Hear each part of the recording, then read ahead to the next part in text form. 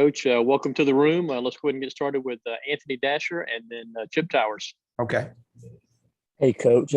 Jackson was just saying a while ago that the players had a players-only meeting, I guess, to discuss some things that have been going on. I guess as a coach, you like it when the players take that kind of initiative, and what purpose you think it can serve? Oh yeah, absolutely. Player-driven meetings. Yeah, and I didn't know about that till later in the night. But I think that stuff is great. I mean, these guys want to win. The bottom line with this team, I mean, obviously everybody knows the story. I mean, we don't have a starter returning. We lose our leading returning scorer in PJ. We got 10 new players. We just have to learn how to win. I mean, the hard work, the time they put in, the attitudes that they have, it's all there. We just got to learn how to win. And we've had a very, very tough schedule. We played well enough the other day to win. We had some crucial turnovers at the end of the game, just like we've had some big mistakes.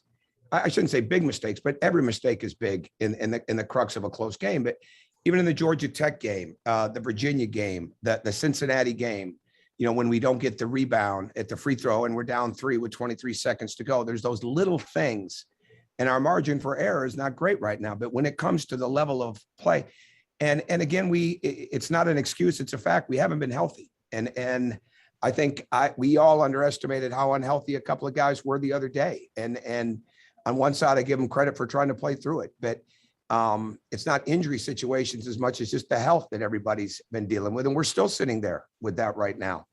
But when it comes to when it comes to desire, it's really, really important. And I think when you have a team like this with really so few guys returning, it's so important that not only is there one or two leaders, but there's some collective voices.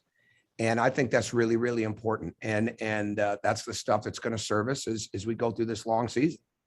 I mean, it's still a very, very early in this whole process, early in this season, and it's a very long year. And I think as guys continue to grow and get better in every game, we can turn around and look at somebody as doing something that they weren't doing before.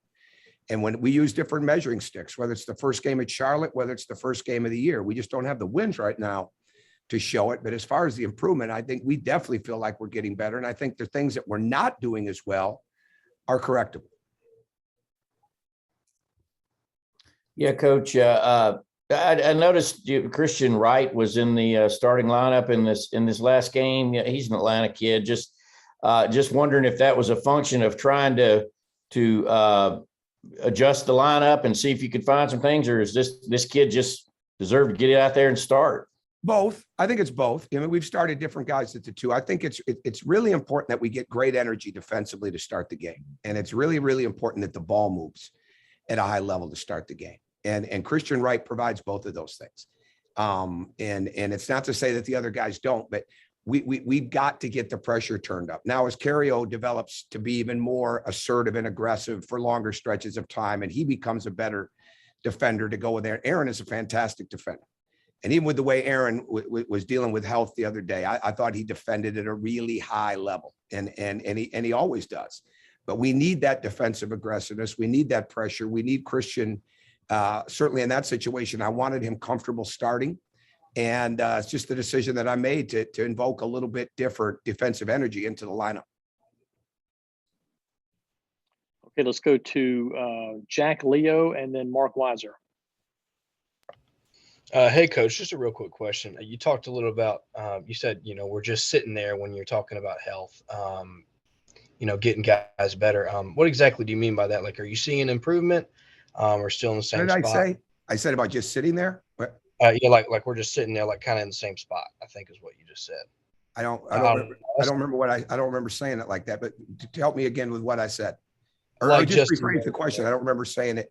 Sure. I think we're getting better. I said we're dealing with some health issues right now. Okay. Gotcha. That's maybe I misspoke, but no, we've been dealing with some health issues since really the weekend right after Georgia Tech, and really actually going into Georgia Tech, but it's just been lingering, and some new things have resurfaced in that way, and we're just trying to get over it and get healthier. But I do think this team's improving, and I think their work ethic is strong. And I mean, it's like anything else. You deal with injuries, you deal with things during the year, and right now we're dealing with a little bit of sickness.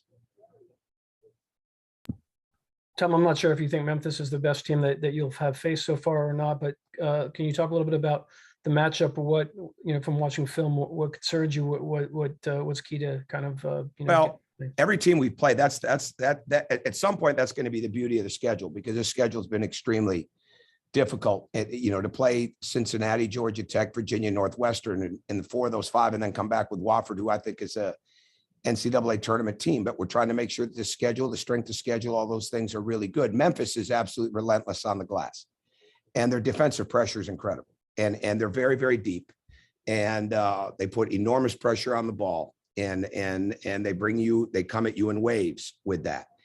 They can score a lot of different ways, but that offensive rebound is one of their best ways to score. So we've got to do a fantastic job of being on the glass. And again, this team, they might be leading the country in forcing turnovers.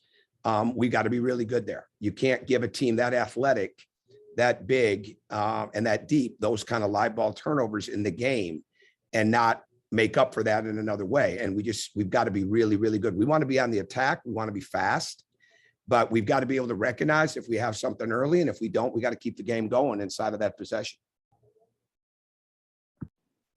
Okay, Coach Crean, thank you for your time, and Sure. good luck in tomorrow's game. All right. Thank you, guys.